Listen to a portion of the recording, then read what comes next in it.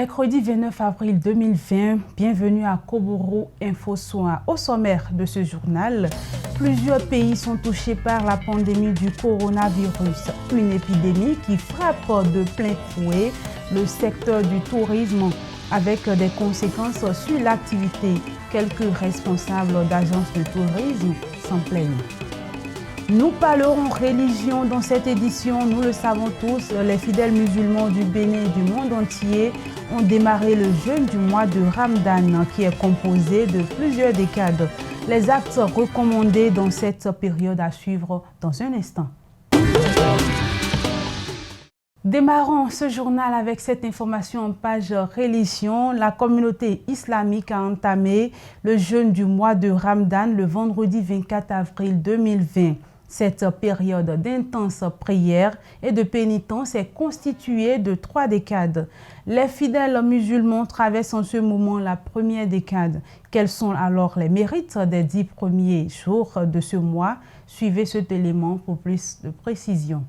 La première décade, constituée des 10 premiers jours du mois de Ramadan chez les musulmans, appelle à s'armer de courage et de persévérance pour bénéficier du pardon de Dieu. Dans cette première décade-là, nous voulons voir le pardon entre soi-même, entre les créatures de Dieu, entre la nature et toutes ses composantes. Donc, nous devons vivre ce pardon-là. Parce que celui qui veut que Dieu le pardonne, il doit aussi pardonner aussi à ceux-là qui l'ont offensé. Il doit avoir ce courage de pardonner, puisque Dieu a parmi ses attributs le grand pardonneur. Et nous devons aussi apprendre à être pardonneurs. Plusieurs actes sont recommandés pour le fidèle musulman au cours de la première décade. Lorsque vous jeûnez, tous vos organes doivent jeûner. La bouche ne doit pas dire de n'importe quoi, les yeux ne doivent pas voir de n'importe quoi, les oreilles ne doivent pas écouter des paroles blasphèmes, les mains ne doivent pas taquiner, prendre ce qui ne l'appartient pas, ou bien frapper, et les pieds ne doivent pas aussi aller dans les endroits interdits. Lorsque vous jeûnez, vous devez vous contrôler pour que votre jeûne soit valable auprès de Dieu et que vous atteindrez cette piété-là pour laquelle le jeûne a été recommandé. L'imam conseille aux fidèles musulmans de multiplier les actes de charité durant ce mois béni de Ramadan. Parlons coronavirus à présent. L'épidémie du Covid-19 touche aujourd'hui le monde entier. Les personnes, mais aussi l'économie, subissent les effets du virus.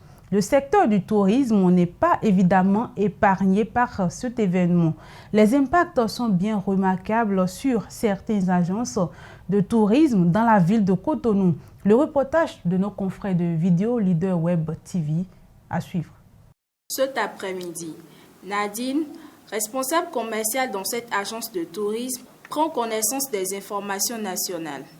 Elles ne sont pas bonnes dans son secteur d'activité depuis le début de la crise sanitaire due au coronavirus. Notre secteur est complètement paralysé parce que tant que les compagnies aériennes ne volent pas, nous ne pouvons pas émettre de billets.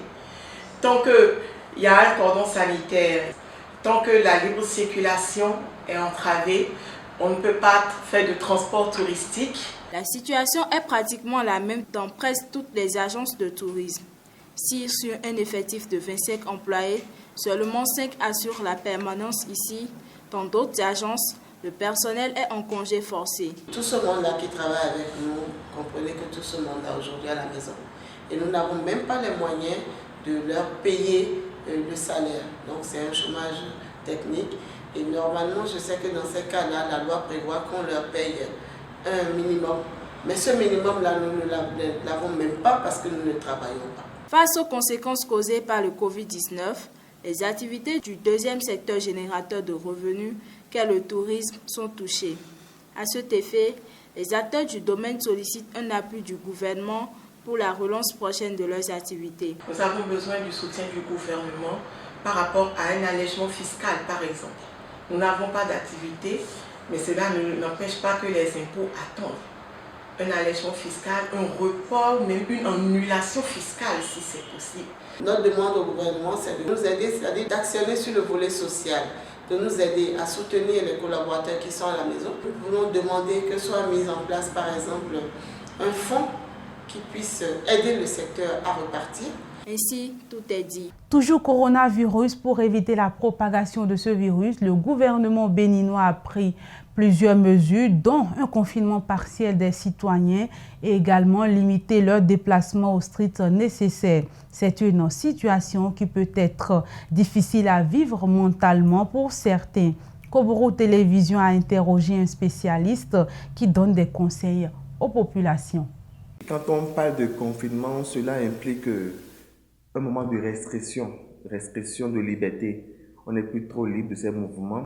C'est aussi un moment de suppression de ses loisirs. Et cela peut engendrer plusieurs troubles sur le plan de santé mentale. Et ça peut développer la peur chez la personne, le stress. Ça peut développer aussi chez certaines personnes ce qu'on appelle des troubles paniques. Et à la longue, si la personne n'arrive pas à trouver les réponses à ces questionnements, ça pourrait entraîner des troubles de sommeil et sur le plan psychiatrique, même parfois de l'agressivité. Alors c'est un moment d'habitude que les parents doivent saisir pour être plus proches de leurs enfants. Il faudrait pouvoir arriver à expliquer aux enfants de manière très simple, de manière terre à terre, sans utiliser les gros mots que nous entendons dans la presse et dans les médias, et ce que c'est que le Covid-19, ce que c'est que le coronavirus, et pouvoir leur dire qu'il existe des solutions à cela. C'est seulement cette phrase qui pourra les apaiser. Alors, il faudrait aussi, pendant ces moments, suivre moins d'informations. Il y a des journaux, des médias qui montrent des décès dans le monde, plein de décès dans le monde liés au Covid-19. Je pense qu'il n'est pas assez important de suivre ces informations. Suivre ces informations vont surcharger le psychisme de la personne, vont surcharger le mental de la personne qui va se retrouver en état d'alerte, qui va se retrouver en état de dangerosité. Justice pour terminer cette édition, le retrait du Bénin du protocole additionnel de saisine directe de la Cour africaine des droits de l'homme et des peuples par les citoyens ou organisations non gouvernementales continue de susciter des réactions au sein de l'opinion. Les appréciations, les analyses, bien sûr, du juriste Bob Yaovi dans cet élément. Nous sommes à l'ère de la mondialisation, nous sommes à l'ère de la globalisation, nous sommes aussi à l'ère des grands ensembles régionaux ou continentaux. Il y a des mécanismes juridictionnels, ou bien il y a des instances juridictionnelles qui existent auxquelles le Bénin fait partie. Mais chacun de ces mécanismes a sa propre compétence. Chacune de ces instances-là a ses propres compétences. Et lorsque vous allez devant la Cour africaine des droits de l'homme et des peuples, forcément, vous y allez pour les questions des droits de l'homme. Mais glisser sur le terrain des droits de propriété, de là glisser sur le terrain de droit économique, de droit des affaires, pour rendre une décision, le Bénin n'a pas trouvé ça conséquent et a demandé à se retirer de ce protocole additionnel à la Cour africaine des droits de l'homme et des peuples.